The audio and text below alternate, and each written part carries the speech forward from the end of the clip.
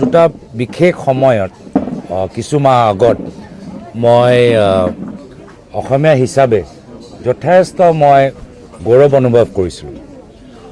প্ৰথম হ'ল জুবিনদাৰ মৃত্যুৰ পিছত যিদৰে অসমৰ মানুহবোৰ ওলাই আহি মানে হাজাৰ হাজাৰ মানুহ তেখেতৰ প্ৰতি মানে শ্ৰদ্ধা নিবেদন কৰিও কৰা সময়ত যথেষ্ট আৱেগিক, কিন্তু কেতিয়াও মানে হুলস্থলীয়া পৰিৱেশ নাছিল, ক'ৰবাত ষ্টেম্পিড নাছিল, ক'ৰবাত মাৰপিট নাছিল।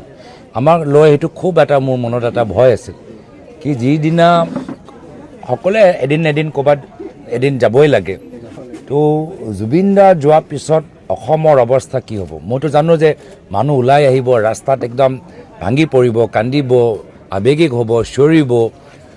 আৰু মই দক্ষিণ ভাৰতত দেখিছোঁ যে কেৰেলা হওক, তামিলনাডু হওক, কৰ্ণাটকত হওক, গোটেই চহৰটো মানে আধা চহৰটো মানে টচ নচ হৈ যায়। মানে অনুৰাগীসকলবোৰ আৱেগিক হৈ একদম মানে দোকান চোকান একদম মানে টচ নচ কৰি দিয়ে। এদিন মই নিজে বেংগলোৰত আছিলোঁ আৰু সেইদিনা কৰ্ণাটকৰ এজন ডাঙৰ ছুপাৰষ্টাৰ ঢুকালে। মোক লগে লগে ক'লে তোমালোকে পলোৱা ইয়াৰ পৰা। মানে কিয়?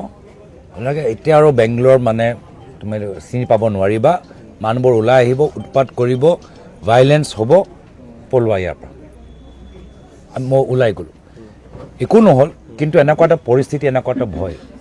আৰু তাৰপিছতো আপোনালোকে দেখিছে কুম্ভ মেলা হওক বা স্পৰ্টছ ষ্টেডিয়ামতে হওক বা তামিলনাডু বেলেগ বেলেগ ৰাজনৈতিক সভাত ষ্টেম্পিড এটা ব্যৱস্থা। কিন্তু সেইদিনা যিদিনা বডিটো ওলালে এয়াৰপৰ্টৰ পৰা, যি একদম লাগে লাগে গৈছে, মানুহবোৰ আৱেগিক হৈ এম্বুলেঞ্চটো চুইছে, তথাপিও আমাৰ ইমান মানে আমি অসমীয়াৰ হিচাপে আমি অনুশাসনো পালন কৰিলোঁ আৰু একদম মানে আৱেগত আমি পগলা নিচিনাও আমি হৈ গৈছোঁ।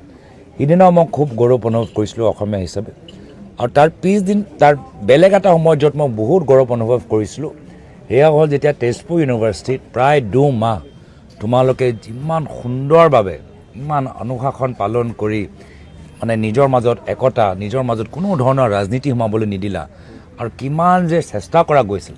প্ৰথমে সকলোকে মানে দীঘলীয়া এটা গোটেই প্ৰক্ৰিয়াটো দীঘলীয়া কৰি তোমালোকৰ মানে সাহসটো মানে ভাঙি চুৰমাৰ কৰা, তাৰপাছত তোমালোকক দমন কৰা, ভয় খোৱা, ভাবুকি দিয়া, বাহিৰৰ পৰা অফিচাৰ অনা, তোমালোকে তাৰ মাজতো ক্লাছো কৰিলা, পিছত গৈ মায়াবিনীও গাবা, পিছত গৈ প্ৰতিবাদো কৰিবা, পিছত গৈ আকৌ ৰাতি 9টা বজাত সামৰিও দিবা, আকৌ নেক্সট ডে ক্লাছো কৰিবা।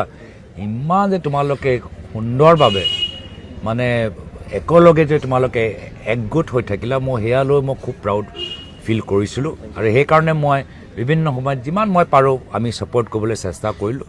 তো মই সদায় এইখিনি কথা মই তোমালোকৰ মাজত আহি ক'বলৈ বিচাৰোঁ যে I am proud of the students, faculty, staff of Tezpur University for the way you stood together, held your ground and big achievement. The central government finally তোমালোকৰ কথা শুনিবলৈ হ'ল আৰু তোমালোকৰ পৰা এটা গোটেইখিনি অভিযোগ হিয়াৰিংবোৰ লৈছে।